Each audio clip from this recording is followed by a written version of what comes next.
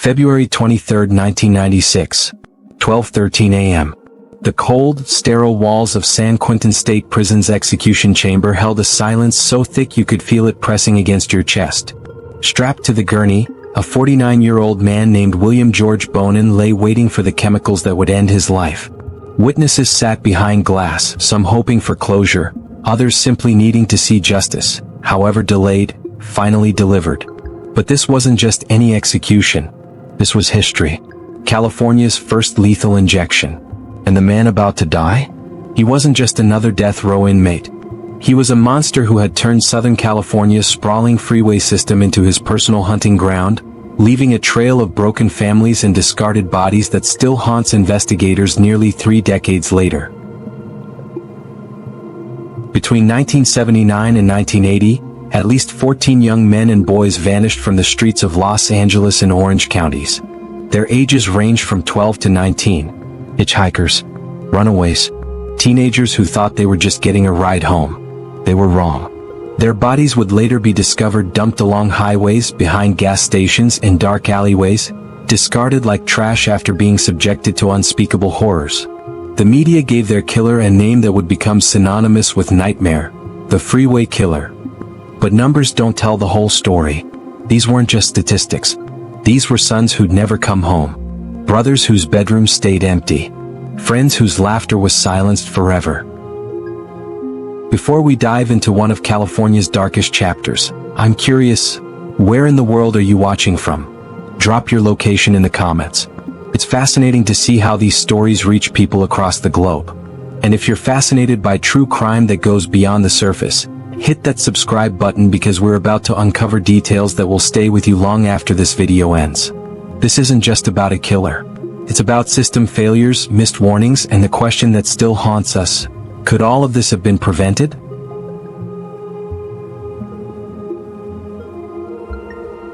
To understand how William Bonin became the Freeway Killer, we need to go back to the beginning.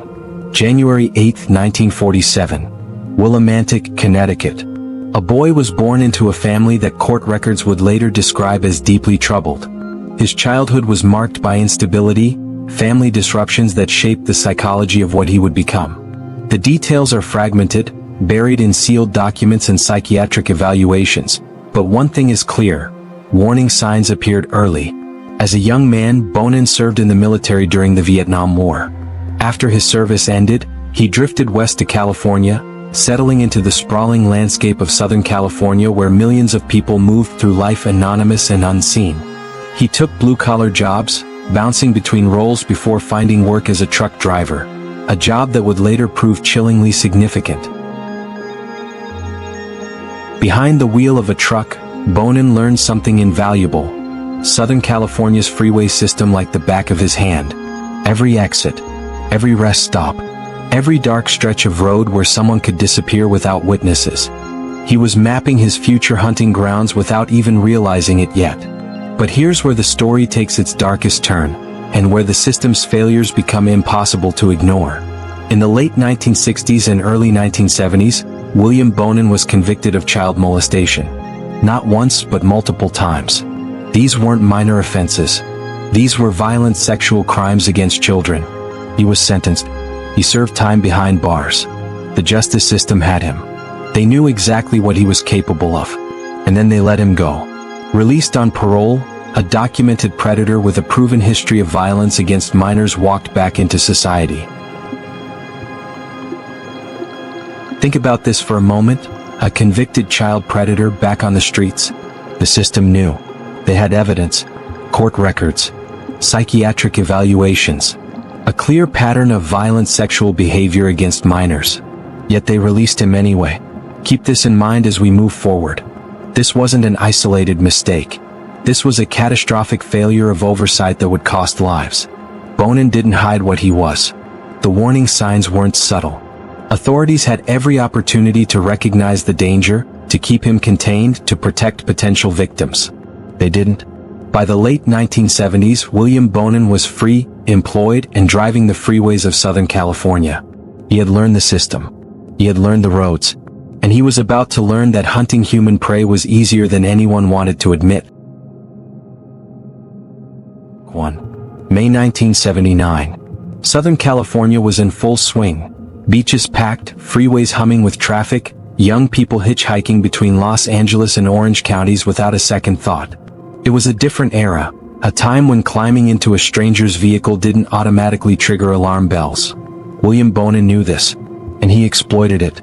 Over the next 13 months, between May 1979 and June 1980, a predator moved through these communities like a shadow. His targets were specific: young males between the ages of 12 and 19. Not random selections, but carefully chosen victims from society's most vulnerable populations. Hitchhikers trying to get from point A to point B. Runaways escaping troubled homes. Transient teenagers who existed on the margins, whose disappearances might not trigger immediate missing persons reports. Kids who could vanish and the world wouldn't notice right away. That delay? It was everything Bonin needed. The reign of terror begins. Break 2. Bonin's weapon wasn't a gun or a knife, it was his van. A mobile hunting ground that prowled the streets after dark, ordinary enough to blend in, but once those doors closed, it became a chamber of horrors no one could escape from. His method was disturbingly simple. He'd cruise slowly through areas where young people congregated. Bus stops, street corners, highway on-ramps where hitchhikers waited with their thumbs out. He'd pull over, roll down the window, and offer what seemed like help. A ride home, some cash for odd jobs, alcohol or drugs, sometimes just the promise of getting where they needed to go. The teenagers who accepted had no idea they just made the last decision of their lives. Once inside, the doors locked. The friendly driver disappeared. What followed was a nightmare of sexual assault and torture that would end only one way, with Bonin's hands wrapped around their throats, squeezing until life drained away. The reign of terror begins. Break 3. Then came the signature that would define him: the dump sites. Bonin treated his victims like garbage, tossing their bodies along Southern California's freeway system. The 405, the 5, the 605, highway off-ramps, service roads running parallel to busy corridors, behind gas stations where the neon lights flickered through the night, in parking lots of closed businesses where morning workers would make the horrific discovery. The freeway became a graveyard. What made this particularly terrifying was the juxtaposition. These weren't remote locations. These were places families drove past every single day. The same rest stop where you grabbed coffee.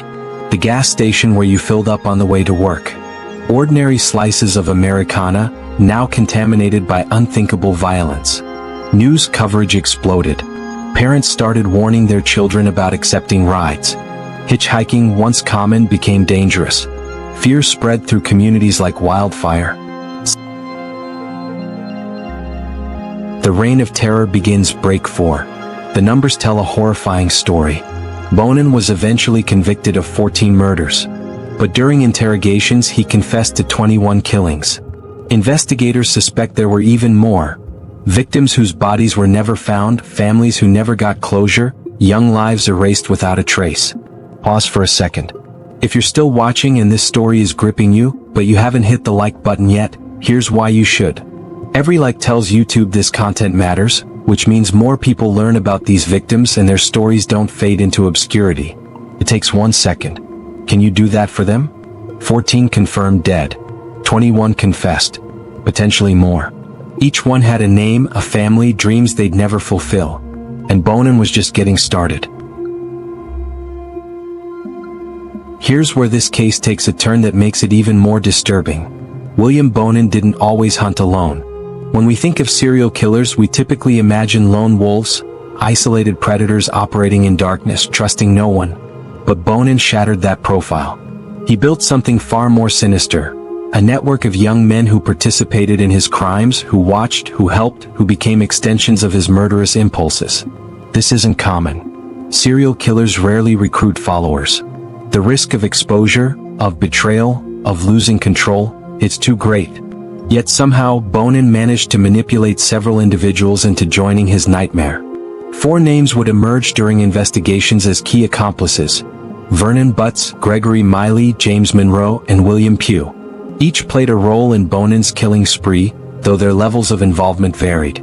But one name stands out above the rest: a tragic figure whose story raises questions that still haunt criminal psychologists today. Vernon Butts was described by those who knew him as emotionally fragile, easily influenced, lost.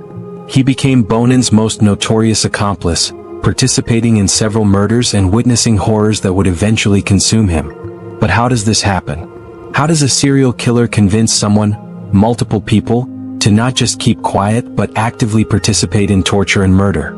The psychology is complex. Bonin operated through a calculated combination of manipulation, fear, and what witnesses described as a twisted form of loyalty. He dominated these younger men, creating a leader-follower dynamic where questioning him seemed impossible. Some were lured with promises of friendship or belonging. Others may have been threatened. Some might have felt trapped once they witnessed the first crime, believing they were already complicit.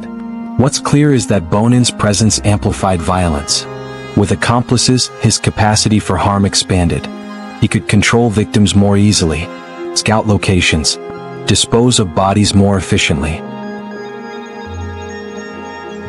Vernon Butts never faced trial for his role in the murders. In 1981, while in custody and awaiting prosecution, he took his own life. Whatever guilt, fear, or psychological torment he carried became too much to bear. His death left investigators with questions that would never be fully answered, but not before he provided crucial testimony about Bonin's methods and victims. His suicide raises an uncomfortable question. What makes someone follow a monster? Was Butts a victim himself, manipulated beyond his capacity to resist?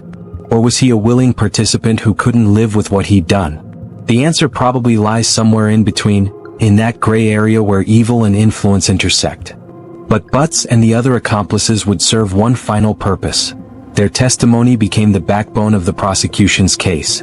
These insider accounts corroborated physical evidence, filled gaps in timelines, and provided details only someone present at the crimes could know. Without them, some murders might have remained unsolved.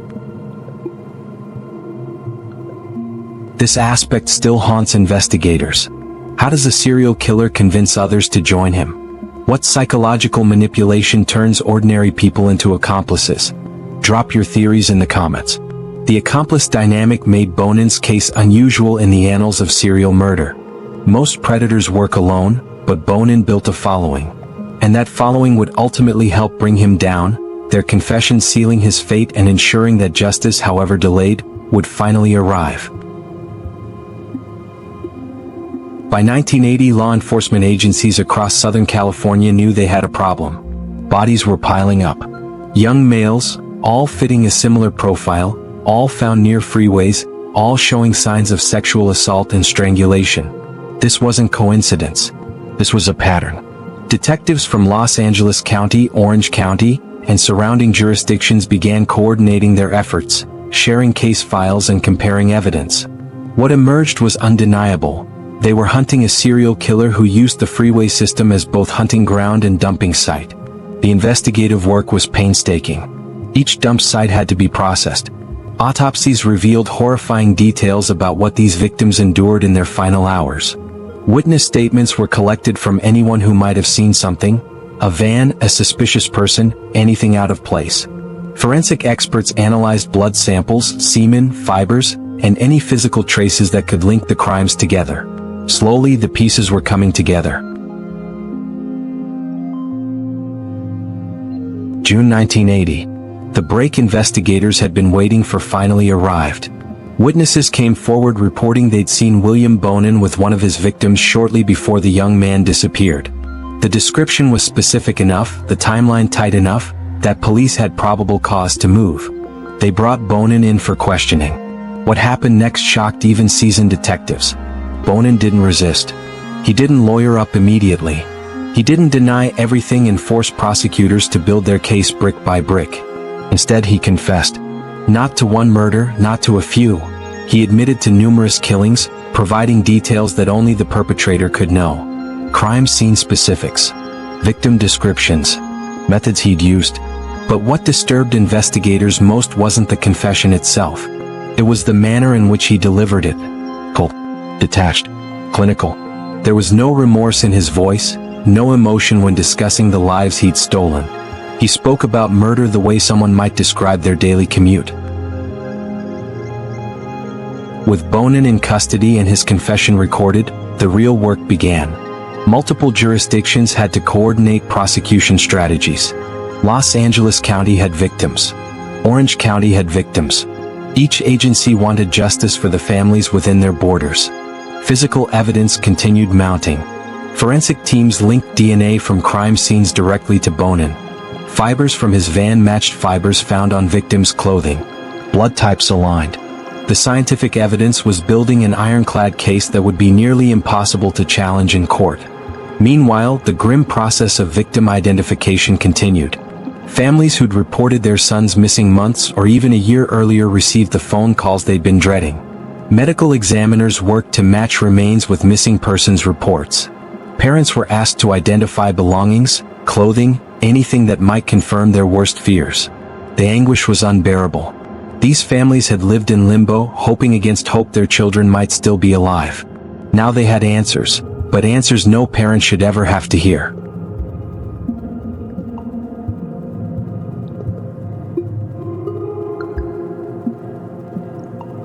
(1982) William Bonin's day in court had arrived. The Los Angeles County trial was a media spectacle. Courtrooms packed with journalists, victims' families, and citizens who wanted to witness justice firsthand. The atmosphere was electric with tension and grief. Outside, news vans lined the streets, cameras capturing every moment as the Freeway Killer faced the consequences of his actions. The prosecution's case was devastating in its thoroughness. They presented Bonin's own confessions, recorded interrogations where he calmly detailed his crimes without hesitation or remorse. Forensic experts testified about DNA evidence, blood samples, and physical traces that irrefutably linked him to multiple crime scenes. The science didn't lie. Then came the accomplices. Vernon Butts had already provided testimony before his death. Gregory Miley, James Monroe, and William Pugh took the stand, offering insider accounts that only people present during the murders could provide. Perhaps most heartbreaking were the families. Parents took the stand, identifying their sons' belongings through tears. A jacket. A wallet. These ordinary items became evidence in a murder trial, physical reminders of lives stolen too soon. The defense had virtually nothing to work with. How do you counter a confession? How do you explain away DNA evidence? How do you discredit multiple eyewitnesses who participated in the crimes? You can't. The jury deliberated and returned with their verdict. Guilty on 10 counts of murder. The sentence, death. But Los Angeles wasn't finished with Bonin. Orange County had their own victims, their own grieving families demanding justice. A second trial followed, resulting in additional murder convictions and a second death sentence. The message was clear. William Bonin would never see freedom again. Bonin was sent to San Quentin State Prison's death row, where he would spend the next 14 years navigating California's lengthy appeals process. If you've made it this far, you're clearly invested in understanding the darkest corners of human nature. But here's the thing, 85% of you watching haven't subscribed yet. This channel survives on viewers like you who want deep, well-researched content. If you want more cases like this, more investigations that honor the victims, click that subscribe button. You won't regret it. During those 14 years behind bars, Bonin occasionally granted interviews that revealed a deeply contradictory personality. He claimed to have made peace with his impending execution, presenting himself as someone who'd accepted his fate. Yet in the same breath, he'd argue passionately against capital punishment, claiming it sent the wrong message to society's youth. The irony was staggering. A serial killer of young people warning about messages sent to youth. A man who showed no mercy lecturing about morality. He deflected responsibility, rationalized his actions, and in one particularly surreal interview, joked about not pursuing bowling professionally, as if his life's biggest regret was a missed sports career, not the 21 murders he'd confessed to. Throughout it all, the fundamental question haunted observers. Should someone with Bonin's prior record of child molestation convictions have ever been released? The system had documented evidence of his violent tendencies toward minors. They had psychiatric evaluations. They had multiple convictions. Yet they set him free, and 14 confirmed victims, possibly more, paid the ultimate price for that decision. The failures were systemic, preventable, and absolutely inexcusable. Bonin was a monster, yes, but the system that released him bore responsibility too. February 23, 1996. The date had been set. After 14 years of appeals, legal maneuvering, and delays, William Bonin's time had run out. This wasn't just another execution. This was historic.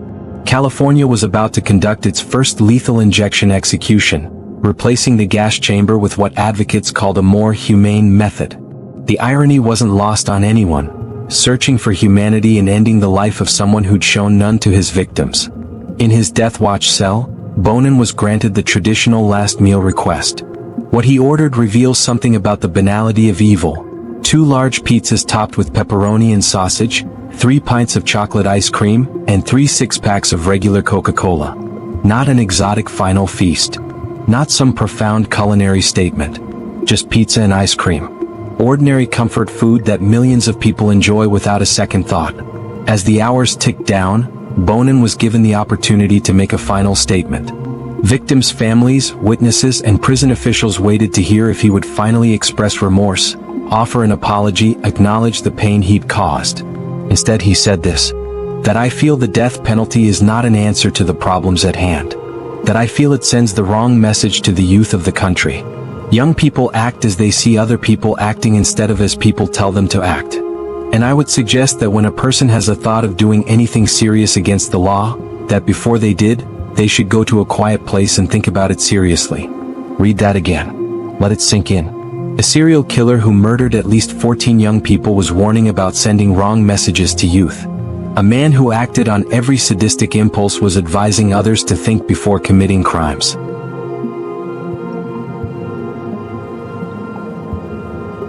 Notice what's missing from that statement. No apology. No remorse. No acknowledgement of the victims' families sitting mere feet away, families who'd waited 14 years for this moment. Not a single word about the sons, brothers, and friends whose lives he'd stolen. The hypocrisy was breathtaking. He positioned himself as some kind of moral authority, someone concerned about society's youth, while completely ignoring that he was the monster parents warned their children about. He offered philosophical advice about thinking before acting, yet never paused to consider the humanity of his victims before torturing and killing them. Observers couldn't believe what they were hearing. Even in his final moments, William Bonin remained utterly unrepentant, more concerned with making a political statement about capital punishment than taking responsibility for his actions.